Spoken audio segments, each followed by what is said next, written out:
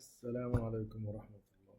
النهاردة كلمة محترمة جدا بتاعت قمة بريكس اللي هي الدول اللي عاملين تجمع مع بعض. فيهم ثلاثة طبيعة كبار جدا اللي هم قارة لوحدهم، يعني روسيا مساحة كبيرة، موارد كبيرة، عدد كبير، ناس كتيرة، population كتيرة يعني. الصين مساحة كبيرة، موارد كتير، population كتيرة. الهند ادي التالتة، مساحة كبيرة، population كتيرة، موارد كتيرة طبيعية. ادي ثلاثة. ومعاهم الاثنين اللي بيعتبروا نفسهم ذكورة العالم الثالث، يعني حتى في تنافس داخلي كده بيننا وبين بعض، يعني اللي هو جنوب افريقيا ومصر. دول الاثنين اللي بيعتبروا نفسهم ذكورة العالم الثالث، اللي لهم رأي وبيتكلموا. بعض الناس في اوروبا الايام دي بداوا يعني ايه يفوقوا شويه من الضغط الامريكي والوهم الامريكي، خاصه انه المرحله دي في الكيرف العالي بتاع امريكا جايين عشان يقولوا يعني احنا ايه، احنا في اعلى قوه، احنا موجودين اهو، امريكا بتبلغ العالم كده. فده استنفر الغضب اللي عند الثلاثه الكبار دول، واللي بقى الذكر بقى اللي يقف معاهم. اللي واقف ذكر معاهم الايام دي، قلت لك انا عندنا في قمه البريكس، حتى الراجل رئيس البرازيل النهارده لما لقى امريكا هتفرض عليه 50%، قام داعي الخمسه دول الاعضاء البريكس دول، ما دي اختصارات من اسامي اول لكل دوله فيهم، منهم مصر وجنوب افريقيا. كلمه الرئيس السيسي النهارده جامده جدا جدا بصراحه، يعني والله. يعني هو مثلا واثنين ثلاثه في العالم كله اللي بيتكلموا الكلام الجامد ده. طلع امريكا اللاتينيه على جنب، لان دول بيحبوا الخطب والدعايه، لسه عايشين في عصر جمال عبد الناصر الله يرحمه، لو ان جمال كان ذكر اكتر منهم، يعني كان بينفذ، يعني عشان كده ضربوه. عندهم هم فنزويلا وعندهم البرازيل. البرازيل تجربة ناجحة جدا يعني دلوقتي، وبلد كبيرة وغنية يعني دلوقتي، عملت تنمية، يعني احنا ماشيين على على الخطى دي الحمد لله. وكلمة الرئيس السيسي النهاردة كلمة جامدة جدا من دولة يعني ما هياش امبراطورية ولا حاجة، مواردنا على قدنا. يعني حد يقول لك اصل دي بلد غنية ومسروقة واصلا انا اقدر اطلع منها، لا الكلام ده فاضي خالص. احنا بلد صحراويه عايشين على، كنا 5% بقينا عايشين على 7%، نأمل خلال 10 سنين كمان نبقى على 8 9% منها. بس ومواردنا على قدنا، والمواد الخام اللي عندنا على قدنا، كل شيء عندنا على قدنا، حتى البوبيوليشن بتاعتنا كتيرة على الموارد دي. فالمفروض ننتج اكتر ونشتغل اكتر من الكلام يعني. فانا عجبني المهم الكلمة، ما تقعدش تفرعني يمين وشمال يعني.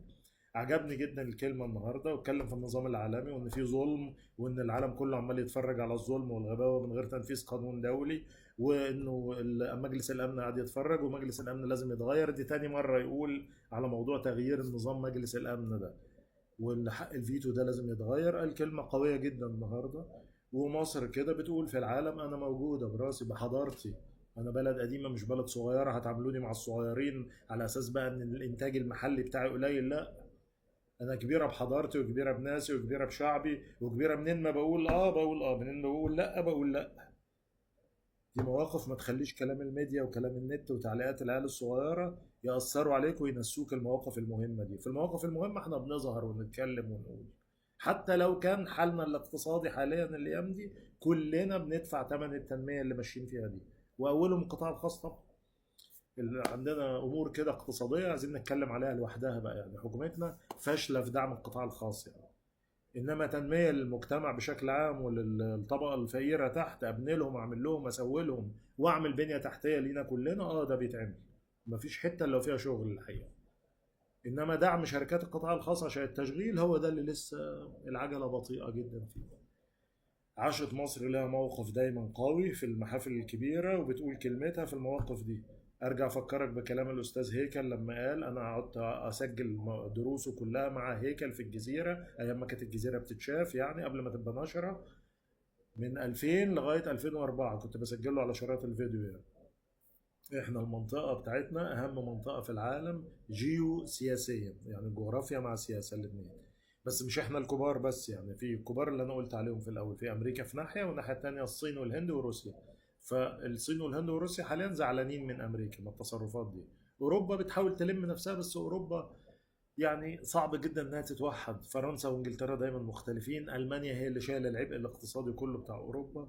يعني ده موضوع تاني. المنطقه بتاعتنا دايما فيها تركيا امه بالمساحه بتاعتها والموارد، ايران امه بالمساحه بتاعتها والموارد، مصر ما احناش مساحه ولا موارد، فنبقى امه بمين؟ بالعرب والمسلمين، بالبعد العربي والاسلام. حتى لو انت مسيحي، لو انت يهودي تقول زي كده، انت مواطن مصري مش هتقوم لك الا بكده، بالبعد العربي والبعد الاسلامي هم دول اللي يخلونا امه. فنقف نتكلم. مش شويه صفحات مأجوره اللي يمضي طالعه موضه جديده. اصل ملناش دعوه بقى بالبعدين دول، لو بمزاج امك. ده هم دول اللي عاملين لنا تقل قدام العالم، وهم دول اللي احنا، هم اولا بيحبونا، ده اولا يعني اغلبهم يعني. يعملوا فيك مقالب ولا خوازيق ولا يدوروا على مصلحتهم، ده عادي.